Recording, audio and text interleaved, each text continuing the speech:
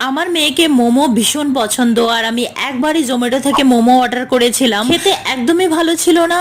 মোমোর ভেতরে স্টাফিংটাও একদম বিচ্ছিরি ছিল, আর চাটনিটা প্রচন্ড ঝাল ছিল। তারপরে আবার 6 পিস নিয়েছিল 150 টাকা। তারপর থেকে আমি আর কখনো বাইরে থেকে মোমো অর্ডার করিনি, নিজেই ঘরেই বানিয়ে দিই। আর ঘরে বানালে কিন্তু তৃপ্তি করে পেট ভরে খাওয়াও যায়। তো যাই হোক, কিছুটা সবজি নিয়ে নিয়েছি এখানে। আমাকে সবজি কিশনি দিয়ে কুসুতে ভীষণ বিরক্ত লাগে, এমনকি চপার দিয়ে চপ করতেও বিরক্ত লাগে। তাই আমি সবজিগুলো নিয়ে একটু বড় বড় টুকরো করেই কেটে মিক্সিতে একটা পাক দিয়ে ঘুরিয়ে নিই। তারপর সবজিগুলো এখানে লবণ দিয়ে মেখে কিছুটা সময় রেখে দিয়েছি। তার মাঝে আমি ময়দাটা মেখে নিয়েছি।